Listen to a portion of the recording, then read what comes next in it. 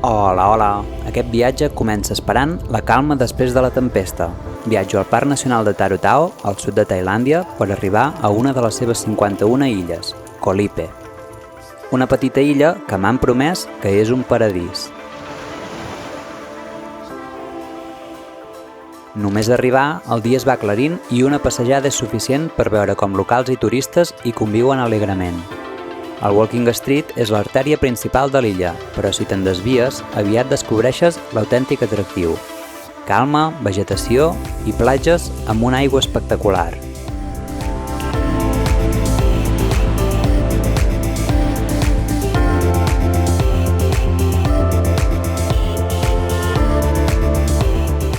Koh Lipe és tan petita que la pots recórrer a peu i surto a explorar sense un objectiu clar, fins que arribo a una petita platja entre les roques. L'aigua, d'un blau intens, em crida, mentre de fons em vigila l'illa de Koh Adang. Aquest mar és ideal per fer snorkel.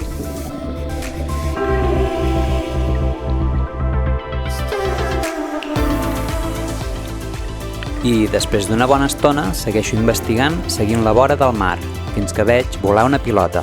Arribo a una escola i és l'hora del pati i m'adono que segurament aquí tenen un dels patis amb millors vistes del món. I em giro de cara al mar i m'acabo de convèncer de que tenien raó. Aquesta illa és un autèntic paradís. De fet, Koh Lipe és de les poques illes habitades del Parc Nacional de Tarutao i temps enrere no era ni de Tailàndia ni Malàsia. Era dels Chao Lei, coneguts com la gent del mar.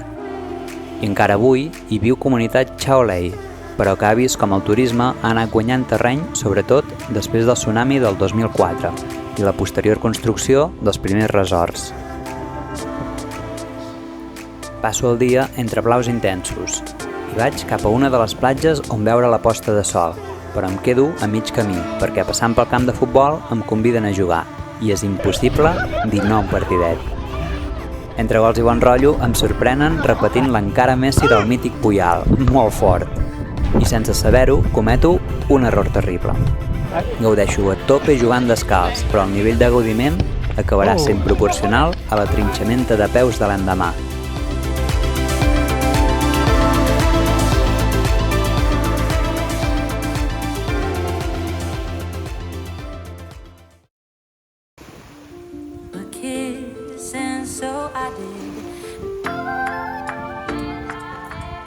I si he vingut fins a Koh Lipe, he de conèixer el seu fons marí.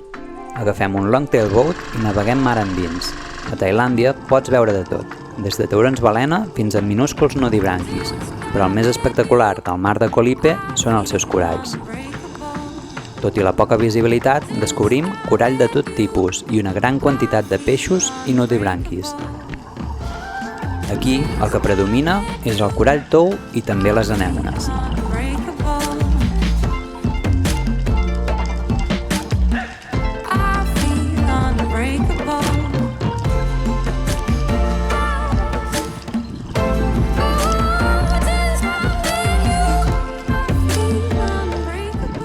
I entre immersions parem a l'illa de Korro. Allà dinarem i el que semblava un dinar tranquil acaba sent una estira i arronsa amb els monos. I abans que ens assaltin, tornem a la barca i seguim. Fem una última immersió que amb la forta corrent i una visibilitat que empitjora no allarguem. Però abans de sortir de l'aigua em despedeixo d'aquests adorables peixos pallasso.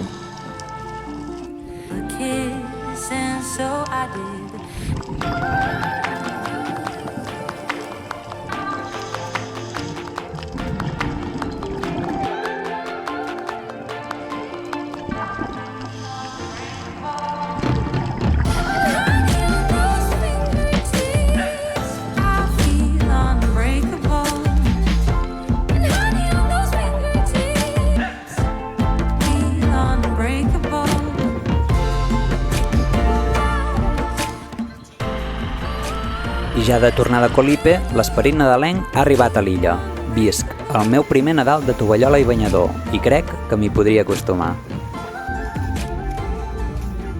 I aquí no acaba la gresca, perquè aquests dies de 10 a Koh Lipe culminen amb el Mundial del 10 per excel·lència, el Mundial de Messi.